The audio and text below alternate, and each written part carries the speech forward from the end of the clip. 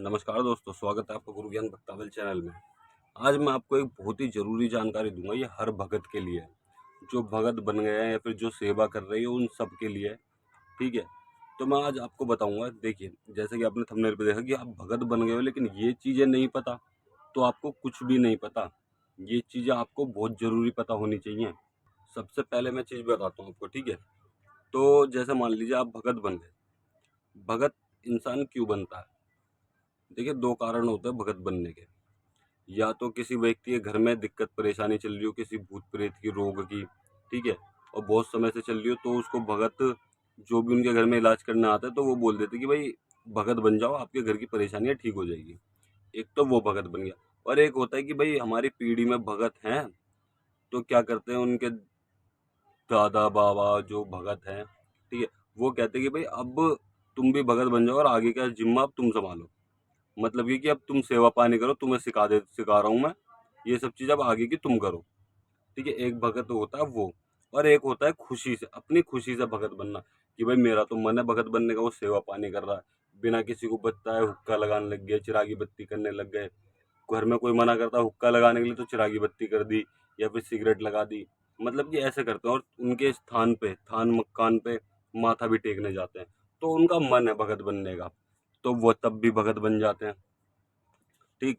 अब मैं आपको बताता हूँ कि क्या परेशानी होती है। पहली चीज, पहले जो मैंने आपको सबसे पहली चीज बताई कि अगर आप भगत बन गए हो, ठीक, किसी परेशानी को लेके आप भगत बने हो, जो जैसे आपके घर में किसी ने तंत्र क्रिया की हुई थी या फिर कोई भी किया कराया था, तब उस परेशानी को देखते हुए आप भगत बने हो, तो ये परेशानी आपके साथ बार बार होती है।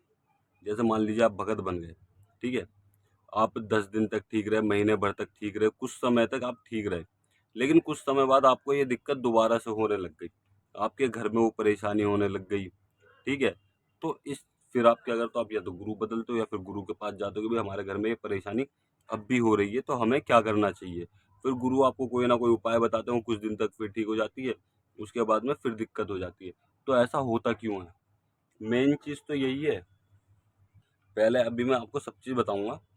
फिर दूसरी चीज़, जो दूसरी चीज़ मैंने बताई आपको, आपके घर के गुरु ने, ठीक है, आपको भगत बना दिया। अब जब तक वो भगत है, मतलब कि उन्होंने जिम्मा संभाल रखा है, जब तक तो सब कुछ ठीक था घर में।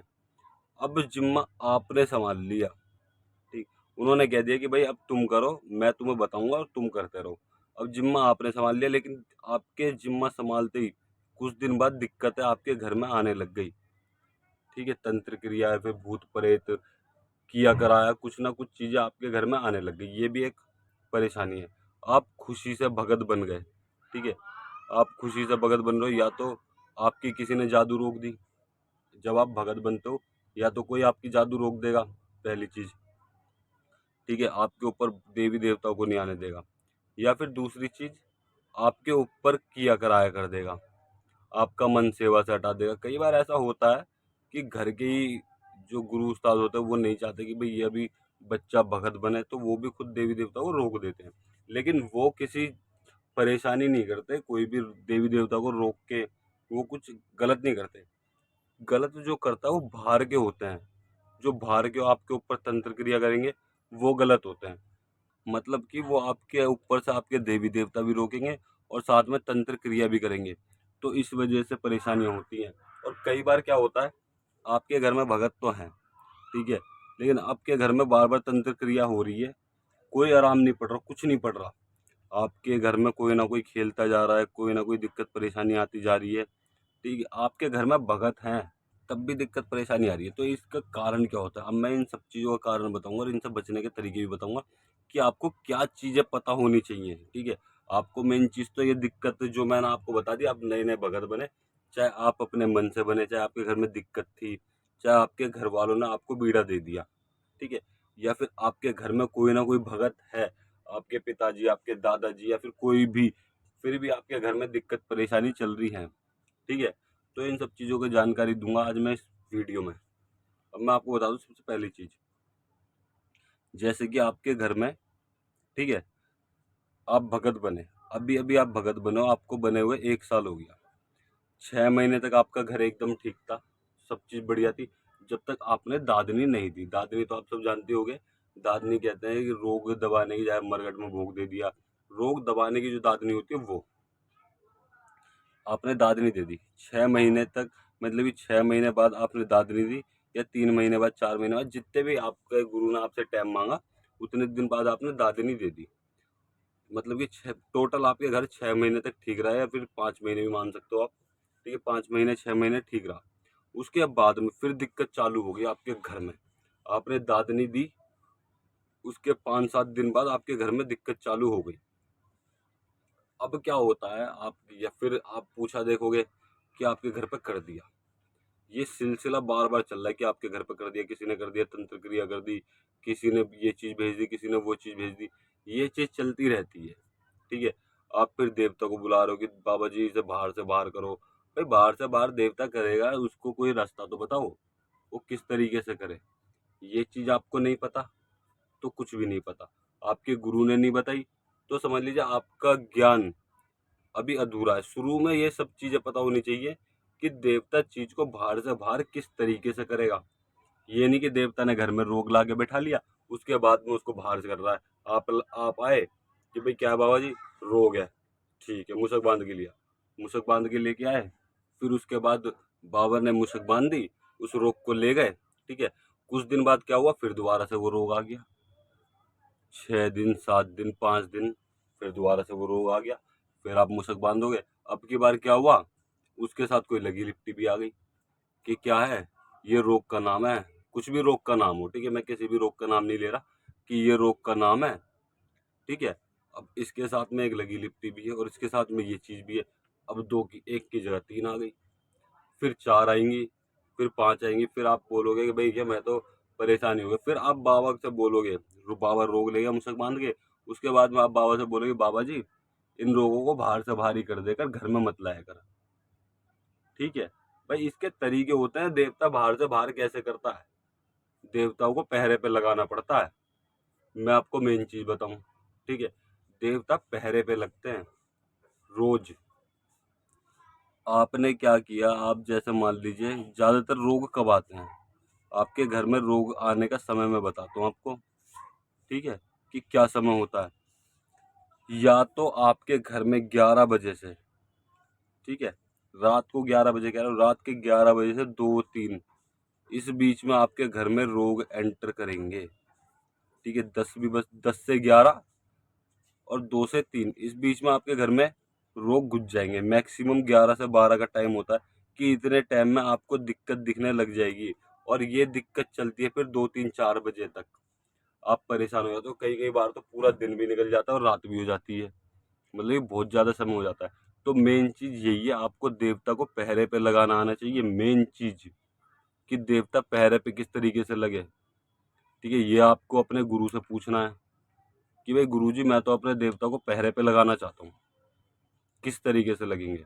ठीक है, अगर आपके गुरु नहीं बताते तो आप मुझे कमेंट करिएगा, मैं आपको बताऊंगा। अगली वीडियो में जरूर बनाऊंगा कि देवता को पहरे पे किस तरीके से लगाते हैं, ताकि आपके घर में कोई भी रोग धोग घुस ना सके। ठीक है, आपको पहले ही पता चल जाए कि कोई रोग धोग घुसा है। लेकिन आपके देवता अगर पहरे पे रहेंगे तो उस रोग को बाहर से बाहर कर देंगे। आपको दिखाएंगे जरूर कि भाई रोग आया था, इसको हमने ऐसे कर दिया। कई बार ऐसा भी होता है कि वो आपको बताएंगे भी नहीं कि हमने रोग हटाया है। ठीक है ना, ऐसा भी होता है। जरूरी नहीं है कि देवता आपको बताएंगे कि हमने रोग हटाया है। कई बार बता भी देंगे, और जैसे ज्यादा बड़ी चीज हुई, ठीक है, अब वो उस चीज को हटा दिया तो वो आपको बताएंगे, और भोग प्रसाद भी बताएंगे कि ये चीज चाहिए। ठीक है, तो आपको वो चीज देनी पड़ेगी। और अगर आपके घर में छोटी मोटी चीज आ रही है, कोई भी छोटी मोटी दिक्कत परेशानी आ रही है, तो उसको बाहर से बाहर कर देंगे और आपको पता भी नहीं चलेगा। तो मेन चीज यही है, देवता पहरे पे लगना चाहिए। ऐसे नहीं होता कि बाबा पहरे पे लग जा, आज से चौखट पे पहरा दियो, आज से ये काम करियो, आज से ये काम करियो।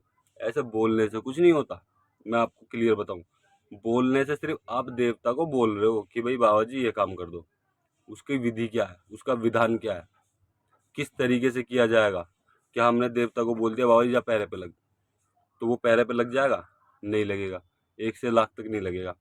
आपको विधि पता होनी चाहिए कि किस तरीके से देवता पहरे पे जाएगा। आपने कई बार सुना होगा कि भाई उस भगत के यहाँ गए थे, उस भगत के यहाँ तो कोई व्यक्ति खड़ा था सफेद कपड़ों में, ठीक है, चौखट पे ही लठिया लेके, वो कौन होता है, रहपा होता है, कि भाई लठिया लेके चौखट पे खड़ा था, ठीक।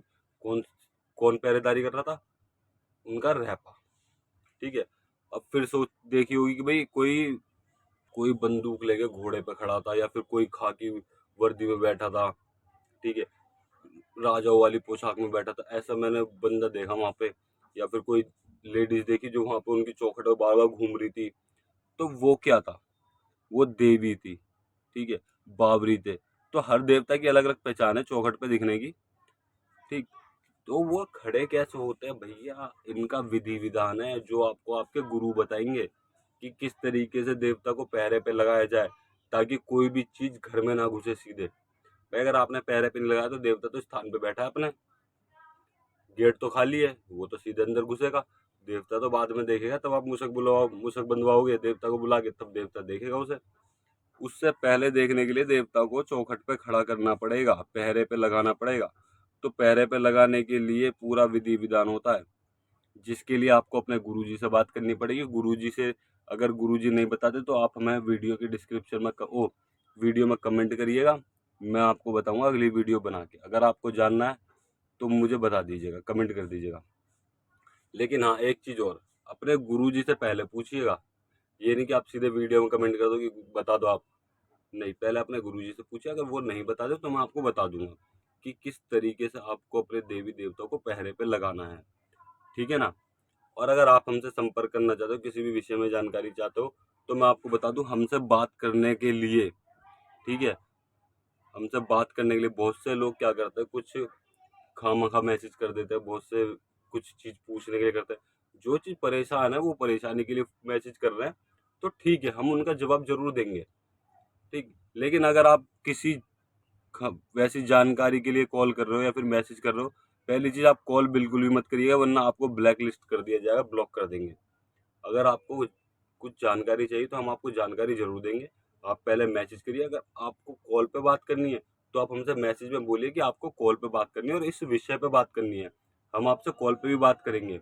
लेकिन अगर आपको कुछ वैसी खामखा में जानकारी चाहिए तो मैं आपको बता दूं, आपसे फिर शुल्क लिया जाएगा, ठीक है। अगर आप वैसी किसी भी चीज़ के बारे में जानकारी चाहते हो तो आपसे शुल्क लिया जाएगा।